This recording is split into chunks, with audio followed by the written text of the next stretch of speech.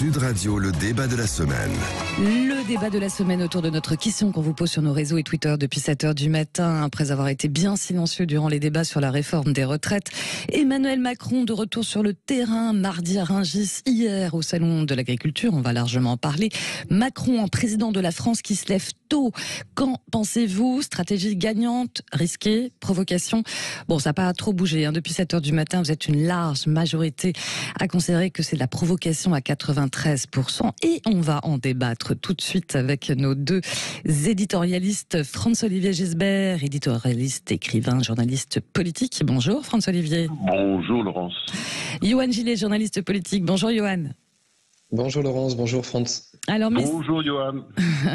Premier tour de table avec vous, François-Olivier et Yoann Gillet. Bon, forcément, inaugurer le salon de l'agriculture, tapoter le dos des vaches, ça fait partie du rituel pour tous les présidents. Avant de parler du président Macron, François-Olivier, vous qui avez quand même un peu de recul, le plus populaire, ça restera toujours Jacques Chirac. Bah oui, pour une raison très simple, c'est qu'il avait été quand même assez longtemps ministre de l'Agriculture et qu'il a très bien défendu les agriculteurs. Quand on regarde son bilan, on peut tout dire sur Chirac, mais on ne peut pas dire qu'il était un mauvais ministre de l'Agriculture. Enfin, c'était le roi pour tirer les subventions, notamment de l'Union européenne, qui s'appelait Appel Europe, tout simplement d'ailleurs. Et puis, oui, c'est vraiment, ça a été, disons, le poste où il donnait le meilleur de lui-même. D'ailleurs, je pense qu'on peut dire aussi comme la mairie de Paris ou député de la Corrèze, parce qu'en fait, il connaissait bien cet univers-là, à travers la Corrèze, à travers les vacances. Ça a l'air d'un urbain, Chirac, mais il avait passé toutes ses vacances quand il était petit en Corrèze. Ouais. Il restait un Corrézien, ami de tous les fermiers corréziens, de tous les paysans. Enfin, c'est un univers, moi je l'ai suivi beaucoup là-dedans, il connaissait, quoi. Il aimait ça, il connaissait les races des vaches, etc. À mon avis, qu'il n'est pas le cas de Macron, quoi. Vous voyez, non, on va en parler tout de suite. Il y a également Corinne Tapiro qui nous rejoint également en direct sur Sud Radio. Voilà, il nous manquait aussi une femme quand même. Bonjour, conseillère d'arrondissement. Bonjour Corinne. Alors, on sait que c'est un salon test pour tester sa popularité ou son impopularité aussi.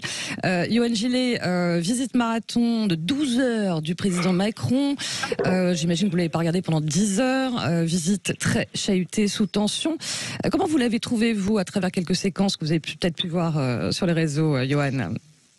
Il essaie déjà de compenser effectivement l'année passée où, pris par la guerre en Ukraine, il avait été, j'ai envie de dire, dans un service minimum du côté du salon de l'agriculture. Mais non, effectivement, cette semaine, c'est un Emmanuel Macron qui essaie de montrer qu'il se connecte ou reconnecte effectivement au peuple, mais avec toujours ce paradoxe étonnant. En fait, bon, on est d'accord qu'on parle du président Macron de 2023 là, hein. Oui. Donc de celui, le président du bon sens, parce qu'il est venu essayer de prêcher la bonne parole, celle du bon sens sur la réforme des retraites, c'est-à-dire décaler l'âge légal de départ à la retraite. Ça, c'est le bon sens, c'est ce qu'il a expliqué à Rungis, c'est aussi ce qu'il a expliqué au Salon de l'Agriculture. Donc ça, c'est le président du bon sens qui serait jugé très sévèrement par le président de 2019, le même, enfin presque le même, puisque il porte le même nom, mais il n'a pas les mêmes idées.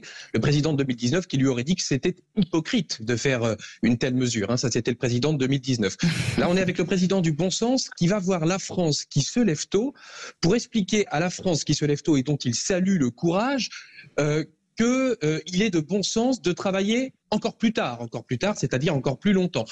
Je ne sais pas comment il peut penser que ça peut passer, mais c'est vrai que, comme dirait l'autre, hein, ça ose tout, c'est à ça qu'on les reconnaît, plus c'est gros, plus ça passe. Donc on va voir si ça passe, mais en tout cas c'est curieux, et c'est d'autant plus curieux qu'en plus là il choisit d'expliquer ça à des gens qui ne sont vraiment pas du tout, j'ai envie de dire, soupçonnables sur la question effectivement du temps passé au travail et surtout de ce que ça leur rapporte. Donc je trouve que c'est audacieux. C'est audacieux. Corinne Tapiro, avec un président Macron qui a pris en exemple des agriculteurs, des éleveurs qui travaillent, je le cite, sans week-end ni vacances. Également du côté de Rungis. Pour beaucoup, il y a un côté instrumentalisation que d'opposer ou diviser pour mieux régner la France qui se lève tôt et la France qui a manifesté quand même et qui manifeste encore dans les rues en disant nous on veut la retraite à 60 ans mais en tout cas pas à 64 ans. Comment vous voyez ça, vous, Corinne Tapiro, avant de passer la parole à François-Olivier? Je trouve qu'il nous a fait une séquence absolument formidable entre Rungis et le salon de l'agriculture, donc ça c'était très très bien calé. Et c'était une façon de prendre effectivement à témoin cette France qui se lève tôt, soi-disant, enfin qui se lève tôt, ça c'est un fait, mais ce terme est un prétexte pour montrer que sa réforme, elle peut être soutenue par l'ensemble des Français, et qui sont les plus importants à ses yeux tout d'un coup, ce sont forcément ceux qui nourrissent le pays. Et j'ai trouvé ça d'un cynisme extraordinaire. D'ailleurs, je l'ai trouvé quand même assez chahuté, assez peu écouté par cette France qui se lève tôt, qui avait envie de lui dire mais nous sommes la France qui est la plus oubliée, parce qu'en réalité, rien n'est fait pour eux.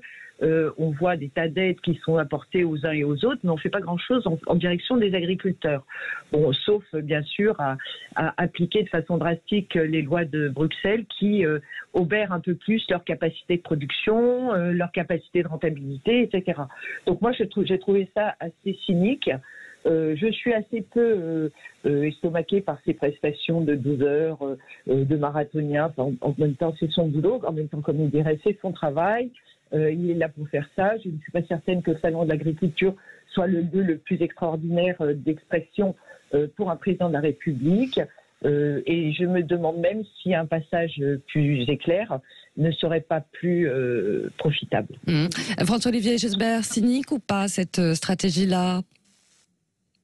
Ou ça fait partie du jeu? Allô, nous avons perdu François-Olivier Gesbert. Oui, je pense qu'elle a dit le mot qu'il fallait, Corinne. On est vraiment absolument dans le cynisme. Pourquoi ?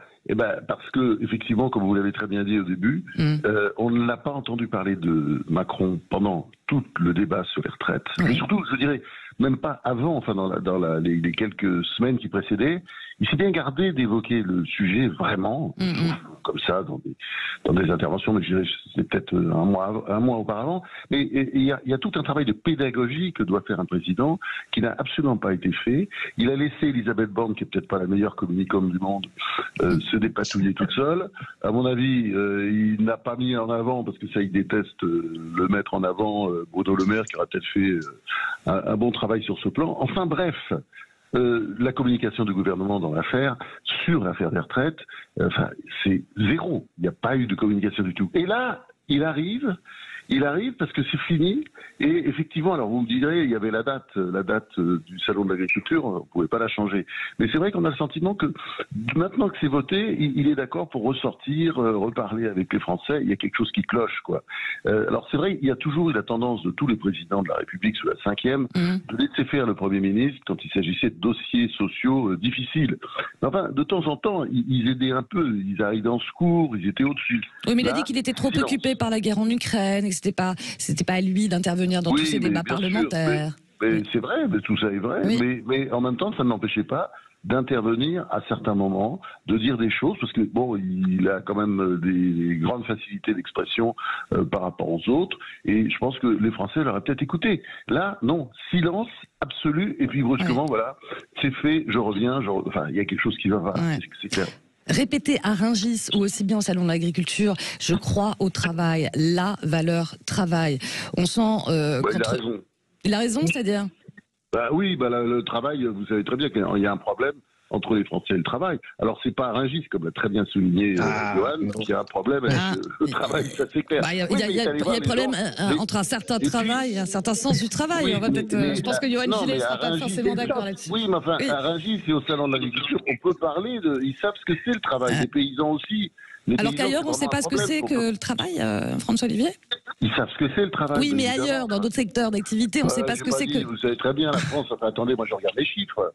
En heure annuelle travaillée, c'est le seul critère qui compte. On est en dessous, tout au bas du tableau avec l'Allemagne. Alors on est très fiers parce que les économistes vont vous dire oui, il y a l'Allemagne, mais ces économistes qui sont en général très tendancieux, ils oublient de dire un truc, c'est qu'en Allemagne, il y a énormément de travail partiel. Il y a une tradition de travail partiel pour les femmes, donc ça fausse totalement les statistiques.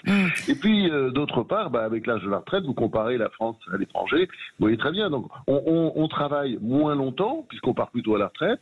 Et puis, pendant cette période, on travaille moins, puisque ça, c'est sur les statistiques de l'OCDE, mais elles sont facilement... vous pouvez les voir et vous verrez qu'il y a une différence considérable. Alors, attendez, je pense qu'il n'y a pas... beaucoup veulent réagir sur cette notion de valeur travail. Est-ce qu'on a un problème avec le travail, nous les Français? Johan Gillet, après Corinne Tapiano.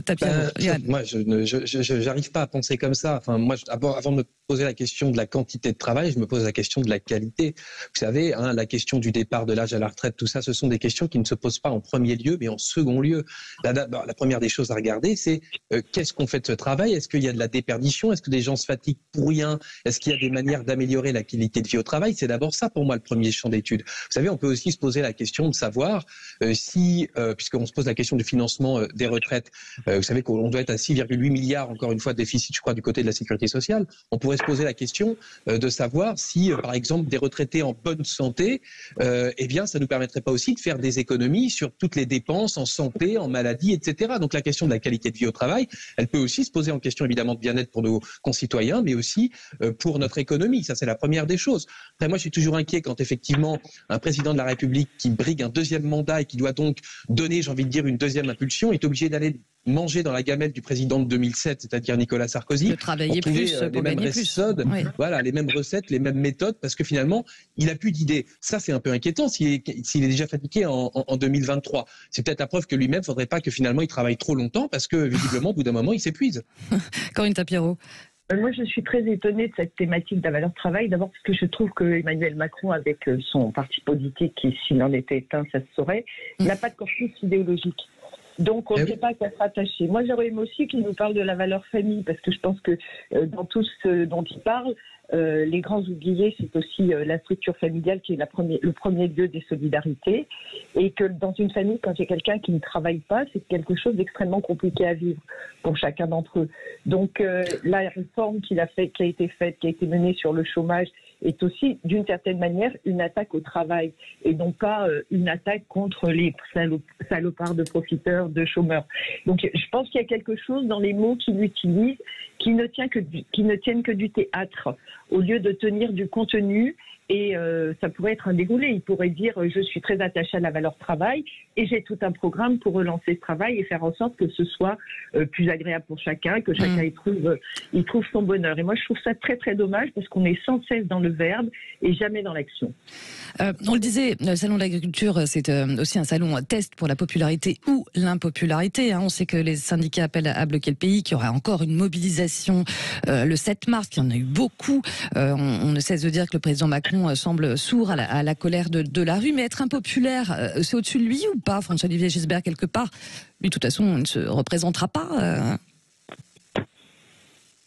Il est impopulaire à cause de la réforme des retraites. Oui, bien sûr. Bon, c'est une partie de la population qui combat cette réforme. Bon, on voit très bien d'après les sondages. Bon, il y a beaucoup, majoritairement les Français sont contre cette réforme. Ah, oui. Bon, faut pas dire qu'il y a un fossé, quoi.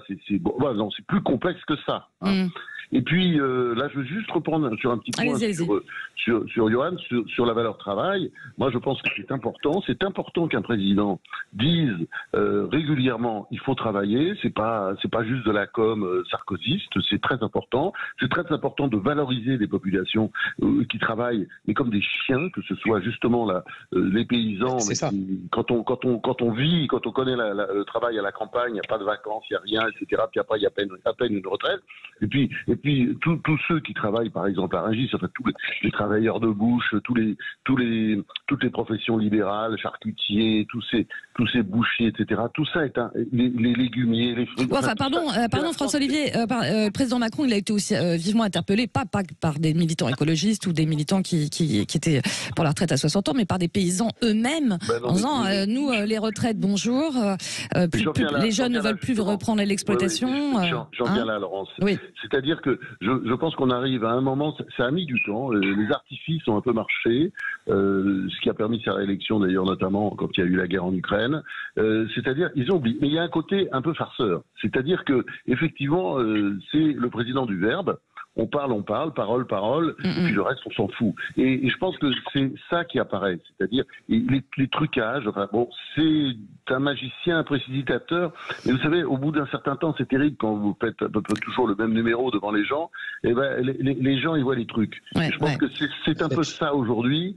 Et bon, le verbe, ça n'a qu'un temps. Vous savez, c'est-à-dire quand ça n'est pas suivi d'effet. C'est ça. Mais cela étant, rapidement, la valeur travail qui a été abandonnée bêtement, stupidement par une gauche de plus en plus débile. Il faut bien que des Français, des gens dans la politique française le fassent.